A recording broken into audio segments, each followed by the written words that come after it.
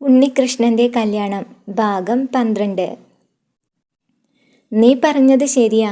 അതുകൊണ്ടല്ലേ ഞാൻ അവർക്ക് വേണ്ട നല്ല നാടൻ പച്ചക്കറികൾ എല്ലാ മാസവും അവിടെ എത്തിച്ചു കൊടുക്കുന്നത്. അവിടുത്തെ പള്ളിയിലെ അച്ഛന് അത് വലിയൊരു സന്തോഷവുമാണ്. അതൊക്കെയല്ലടാ ഈ ജീവിതത്തിൽ നമുക്ക് ചെയ്തു കൊടുക്കാൻ പറ്റുന്ന ചെറിയ ചെറിയ ചില സഹായങ്ങൾ. അതൊക്കെ ശരിയാ.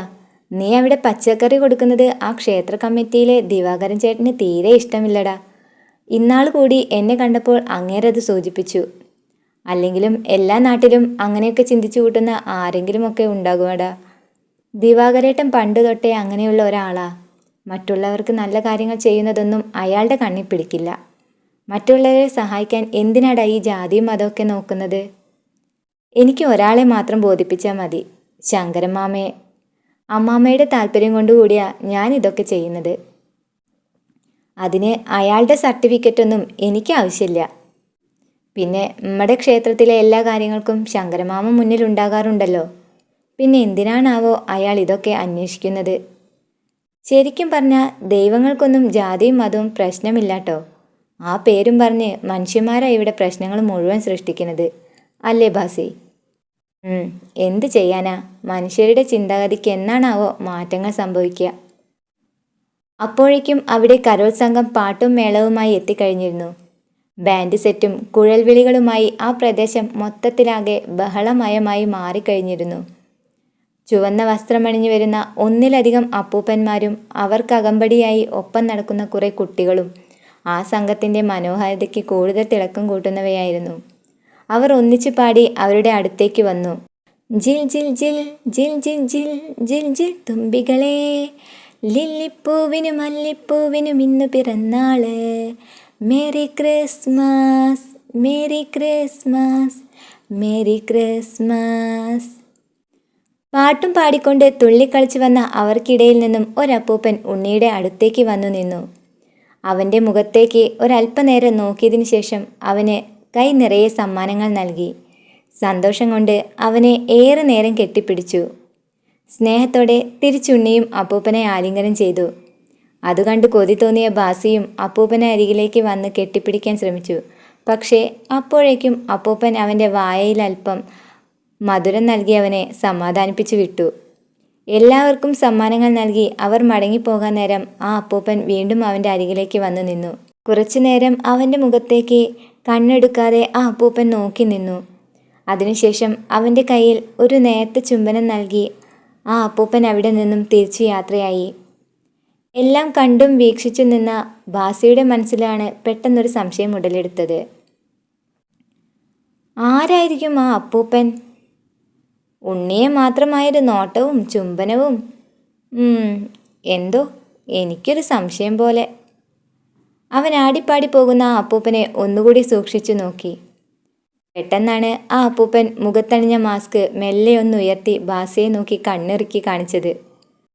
അവനത് കണ്ടപ്പോൾ തൻ്റെ സംശയം ശരിയായെന്ന മട്ടിൽ തിരിഞ്ഞു നിന്നിരുന്ന ഉണ്ണിയെ കൈകൊണ്ട് തോണ്ടി വിളിച്ചുകൊണ്ടേയിരുന്നു. എടാ ഉണ്ണി, എടാ ഉണ്ണി, ഒന്ന് നോക്കടാ, എടാ ഒന്ന് തിരിഞ്ഞു നോക്കടാ വേഗം. എന്താടാ, എന്തിനാ ഇങ്ങനെ കിടന്ന് തോണ്ടുന്നേ? ദേ ഉണ്ണി നോക്ക്, നിനക്ക് സമ്മാനം തന്നതും നിന്റെ കൈ ചുംബനം തന്നതും നിന്നെ കെട്ടിപ്പിടിച്ചതുമെല്ലാം ആരാണെന്നാ നീ വിചാരിച്ചിരിക്കുന്നത്? അത് ക്രിസ്മസ് അപ്പൂപ്പനല്ലേ, അല്ലാണ്ടാരാ? നിനക്കെന്താടാ, ഭ്രാന്ത് പിടിച്ചോ? ഭ്രാന്തല്ല, ഒരു സത്യം പറഞ്ഞതാ.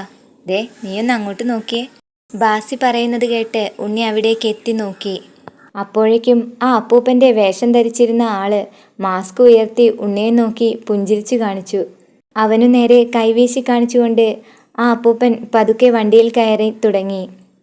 മുഖത്തെ മാസ്ക് അഴിച്ചു മാറ്റിയ അപ്പൂപ്പൻ്റെ മുഖം കണ്ടപ്പോഴാണ് ഉണ്ണി ശരിക്കും ഞെട്ടിപ്പോയത്. അവൻ കണ്ണുകൾ അത്ഭുതത്തോടെ വിടർത്തി നിന്നു. എടാ ബാസി, അത് നമ്മുടെ ആനിയല്ലേടാ? നമ്മുടെ അല്ല, നിന്റെ ആനി. അങ്ങനെ പറഞ്ഞോ ഇനി മുതൽ. ഒന്ന് പോടാ അവിടുന്ന്.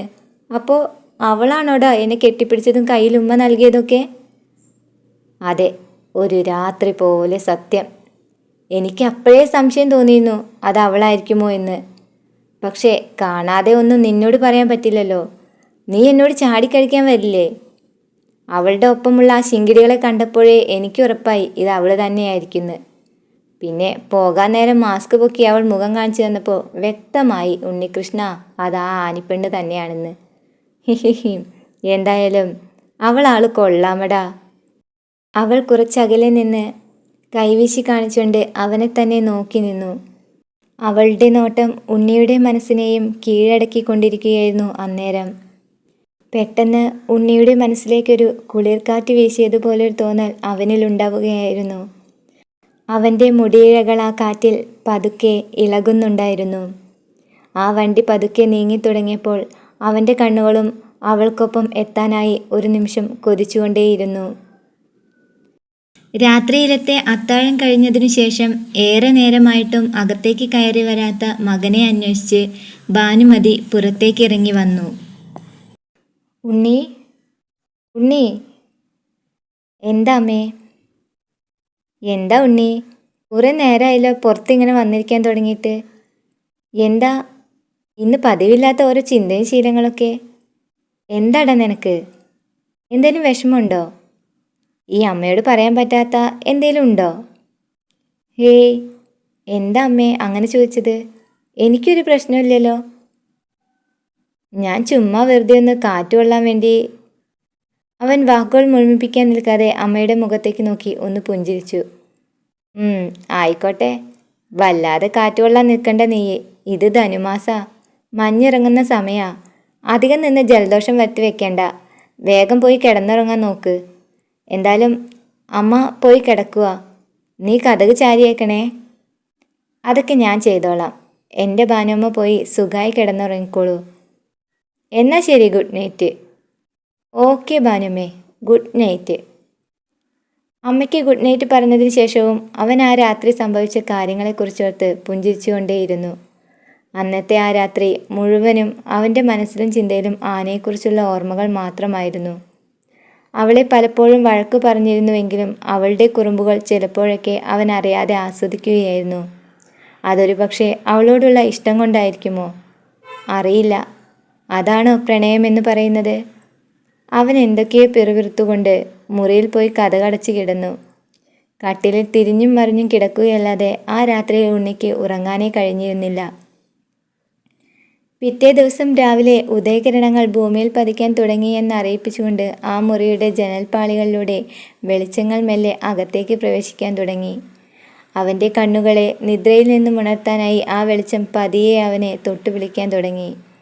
അവൻ ആ വെളിച്ചത്തെ സ്വാഗതം ചെയ്യാനായി കണ്ണുകൾ മെല്ലെ മെല്ലെ തുറക്കാൻ ശ്രമിച്ചു. യോ, നേരം വെളുത്തതേ അറിഞ്ഞില്ല. ഇന്നലെ എപ്പോഴാ കിടന്നതെന്നും ഒരു ഓർമ്മയില്ല. എന്തായാലും ഇന്ന് ക്ഷേത്രത്തിൽ പോയെന്ന് പ്രാർത്ഥിച്ചാൽ മനസ്സിനൊരു ഉത്തരം കിട്ടുമായിരിക്കും. പറഞ്ഞിട്ട് കാര്യമില്ല.